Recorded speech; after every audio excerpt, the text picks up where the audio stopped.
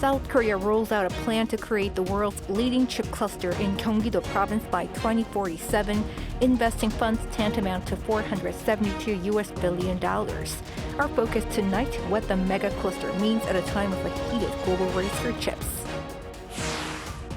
North Korea claims a successful testing of its solid-fuel hypersonic IRBM over the weekend. In the meantime, the regime's foreign minister Choe Son-hui is in Russia for talks with her Russian counterpart Sergei Lavrov. Tensions remain high in the Red Sea as the U.S. shoots down a missile launched by Houthis. Over the weekend, there have been growing calls for a ceasefire elsewhere as the Israel-Hamas war has entered 100 days. It's January 15, 2024. This is Newscenter. Good evening. Thank you for joining us. I'm Yoon Min.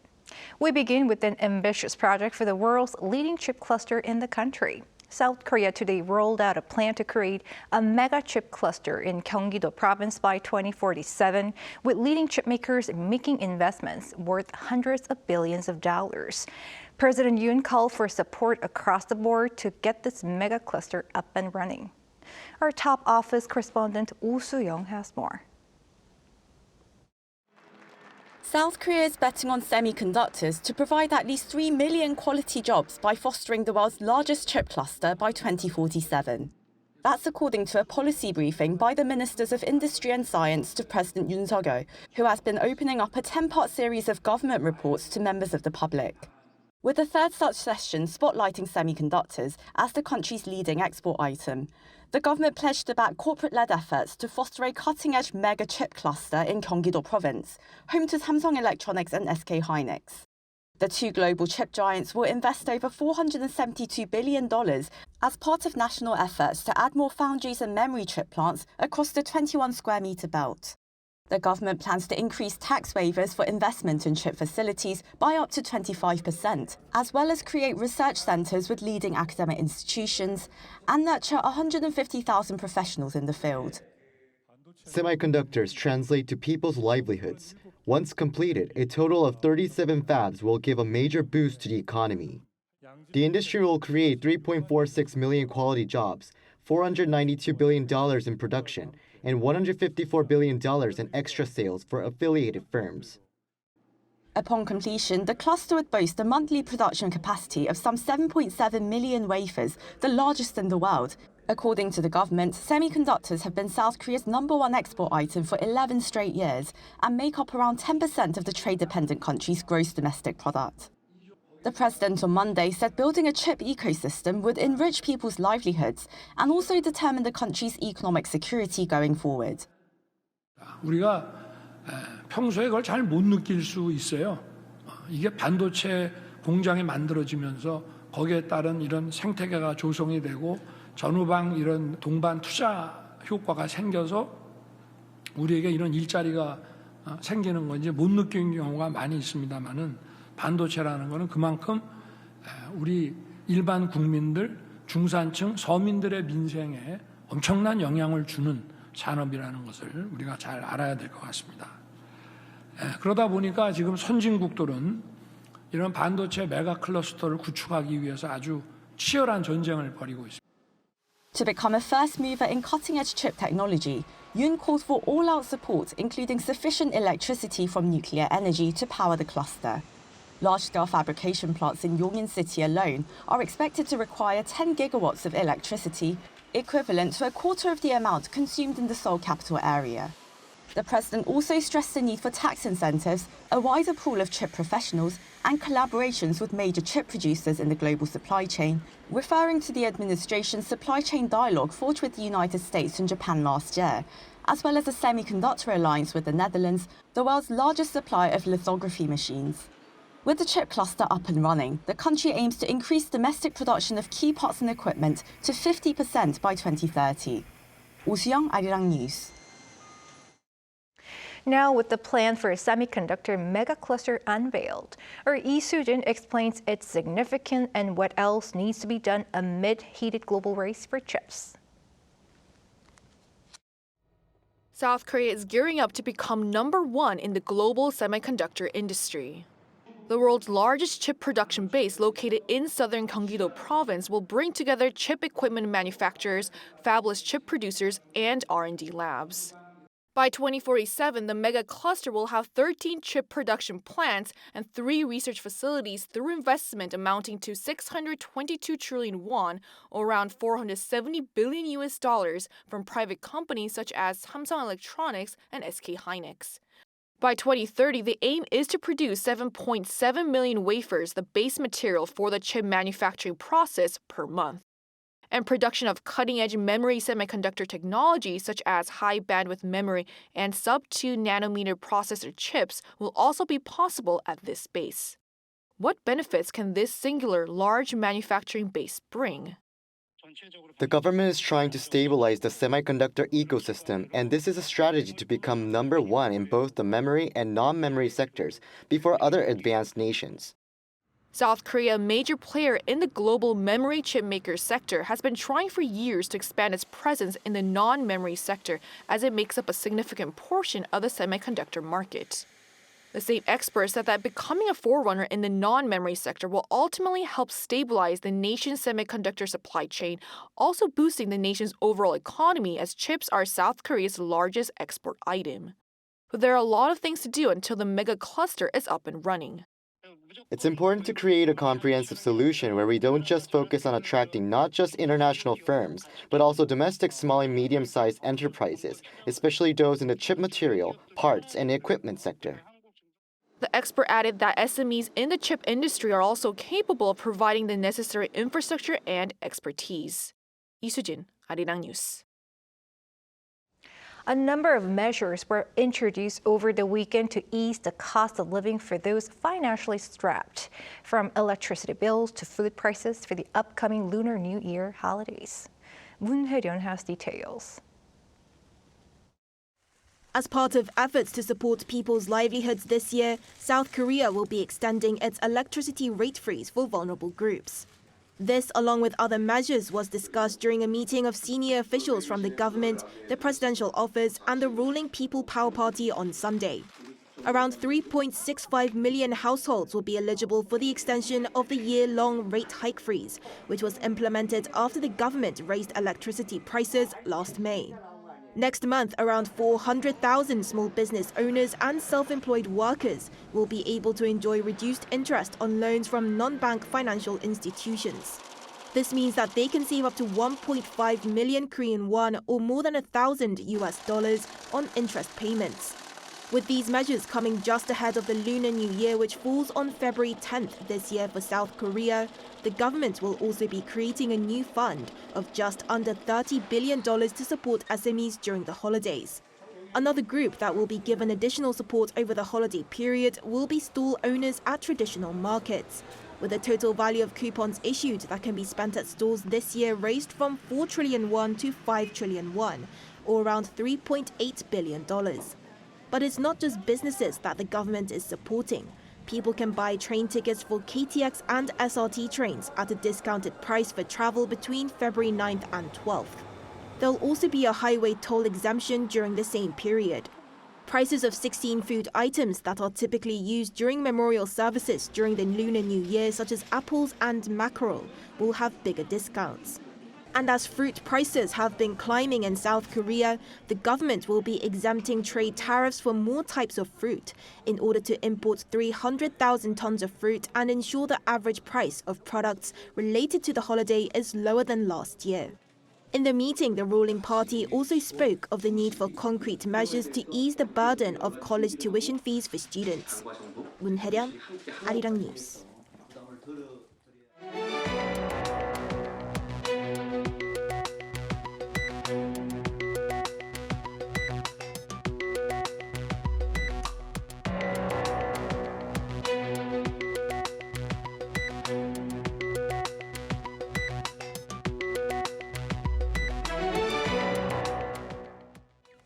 North Korea is claiming that it test-fired a solid-fueled hypersonic missile on Sunday. Our North Korean affairs correspondent Kim Jung-soo explains why it's a threat not only to South Korea, but also to the U.S. Experts in South Korea are warning that North Korea's solid-fueled hypersonic IRBM test on Sunday was a direct threat to not only South Korea but also the U.S. and other countries in the region. The development of a hypersonic missile is aimed at targeting areas where North Korea cannot penetrate the defense network. The main targets will be U.S. military bases within a range of about 1,000 to 3,000 kilometers. Another thing to pay attention to, according to Korea Defense and Security Forum senior researcher Shin Jong-woo, is that Pyongyang used a solid-fueled engine for its IRBM. South Korea has something called kill chain system that aims to preemptively strike North Korea if it shows signs of launching a missile. But North Korea is transitioning from liquid-fueled to solid-fueled engines so that it can launch missiles quickly without them being detected. On Monday, the South Korean military announced that the missile flew about 1,000 kilometers before falling into the East Sea. It added that it's in close communication with the U.S. and Japan after the three countries began sharing real-time information on North Korean missile launches beginning in December. As to the motivation behind the launch, one could be Pyongyang's desire to bolster its military presence in the region. North Korea are showing that their brand new weapon systems are not just for show, but in fact they are operationally capable, and therefore they are real threats to South Korea and the United States and other countries in the region.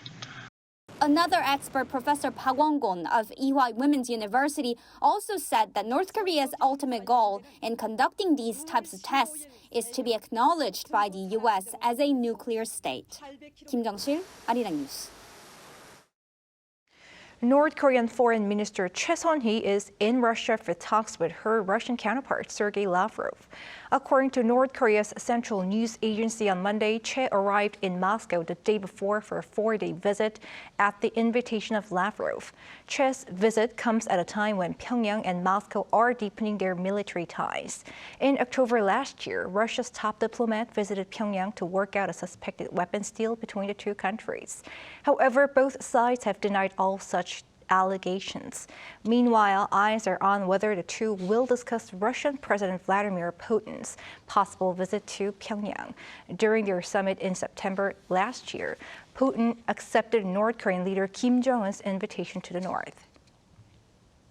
Over in the Middle East, it's been 100 days since the start of the Israel-Hamas war, and there are growing calls for a ceasefire to stop the loss of innocent lives.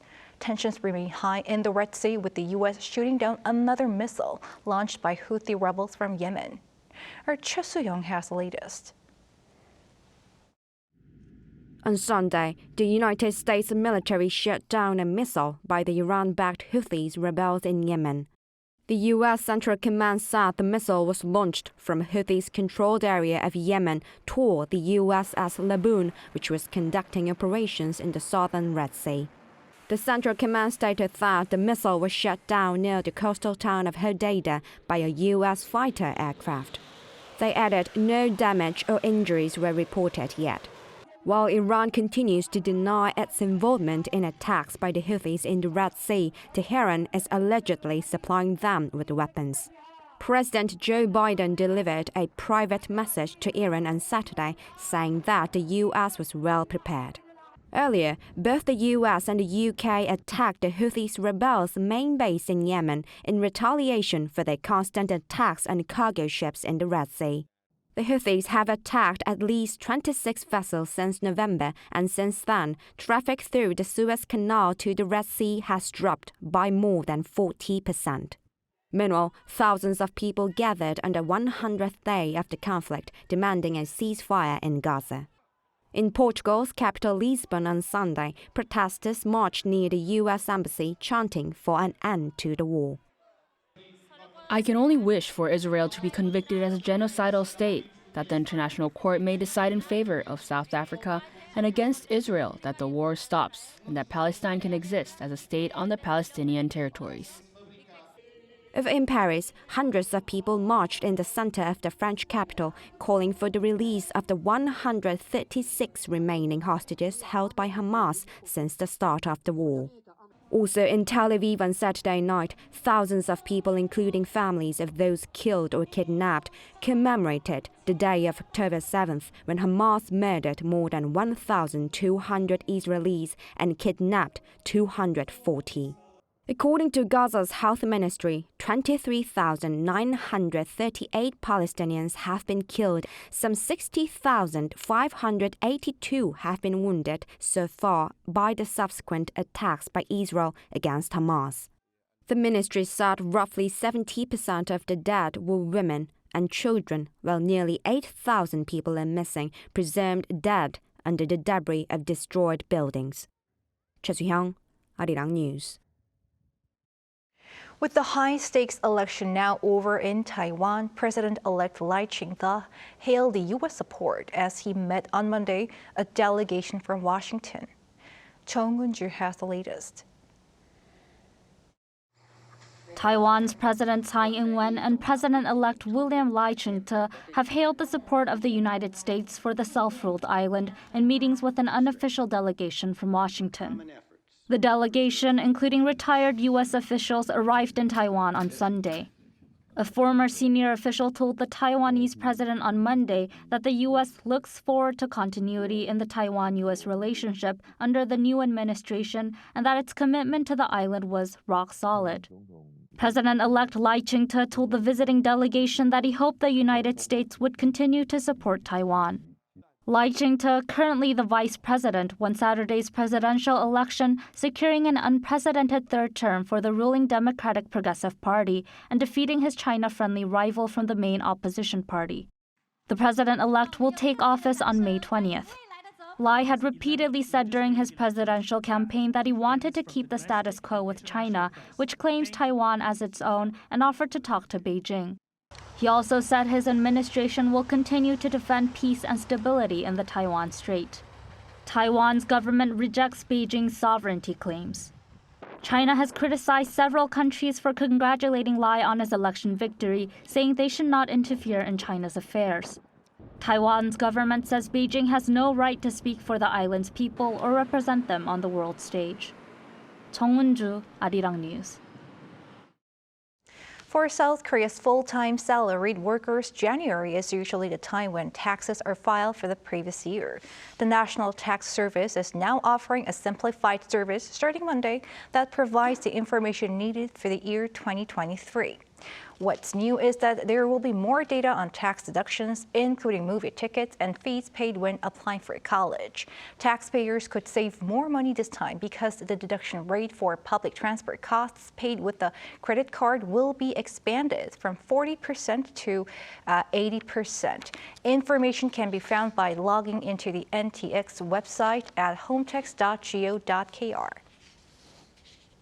On the cultural front, South Korea-born American actor Steven Yeun has added another trophy to his collection at this year's U.S. Critics' Choice Awards after winning Best Actor at the Golden Globes last week. Yeun was named Best Actor in a limited series or movie made for television for his role in Beef at the awards ceremony held on Sunday local time in Los Angeles. The Netflix original production picked up 3 more trophies: Best Actress, Best Supporting Actress, and Best Limited Series. The winners were chosen by the Critics' Choice Association, made up of broadcast, radio, and online critics and entertainment journalists in the U.S. and Canada.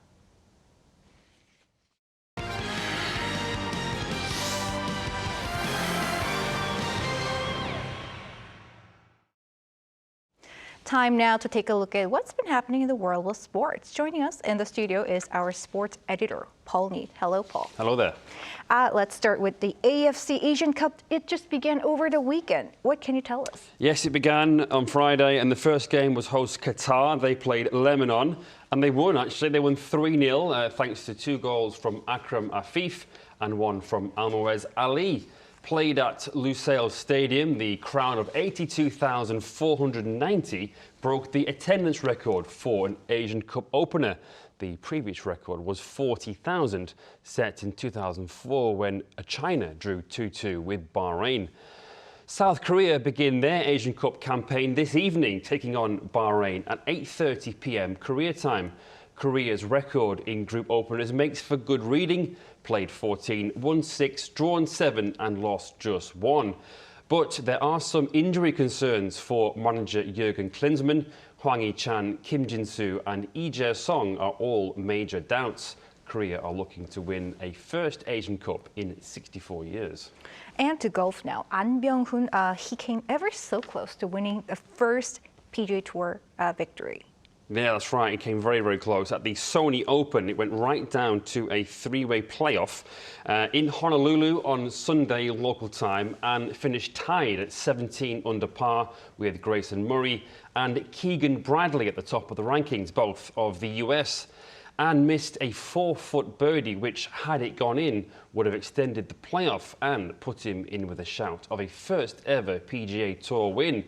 But his shot went to the right and Grayson Murray went on to win. But An did well just to be in contention as he began the final round, tied for 4th and 3 strokes off the lead.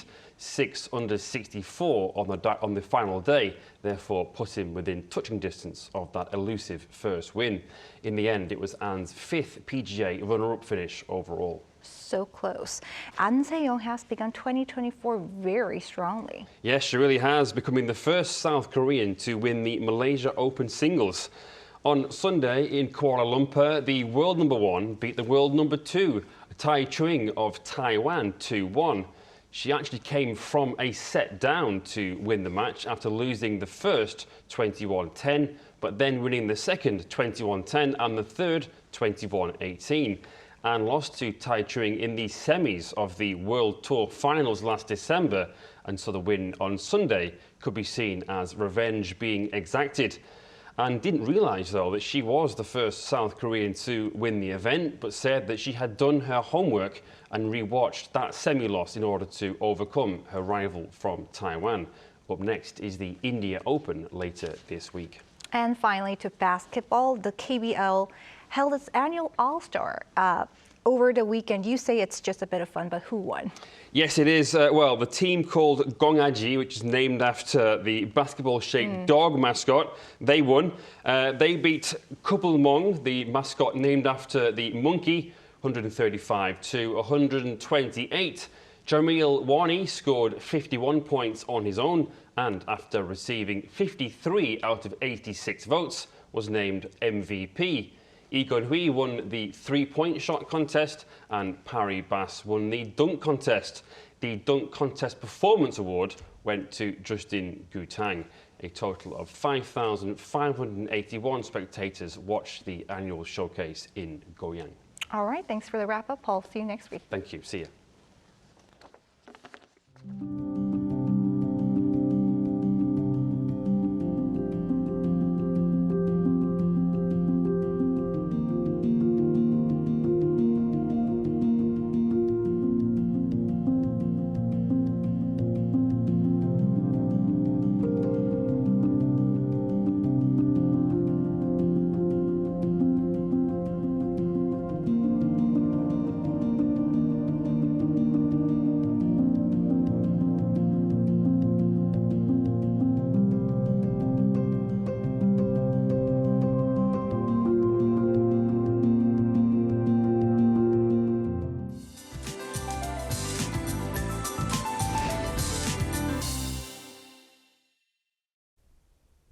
It was sunny today, but the temperatures had dropped significantly.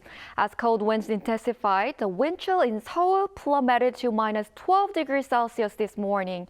The cold wave advisory was raised to a warning a while ago in mountainous and northern areas of Gangwon-do province, including Yeoncheon, where the cold weather is expected to be around minus 13 degrees Celsius tomorrow. This frigid spell will gradually loosen up from tomorrow afternoon, and there will be no cold wave for the rest of the week. The atmosphere is under very dry conditions around eastern parts of the country. Thus, dry weather warnings have been expanded around the East Coast. As gusty winds are strongly blowing all over the country, please pay more attention to the risk of wildfires. Most areas will have sunny skies tomorrow morning. However, Chuncheon will be especially cold at minus 10 degrees. Daytime conditions will get much warmer. Seoul and Chuncheon will get up to 4 degrees, Busan 10 degrees Celsius. There is rain or snow forecast in Yeongdong and southern regions in the second half of the week. That's all for Korea. Here are the weather conditions around the world.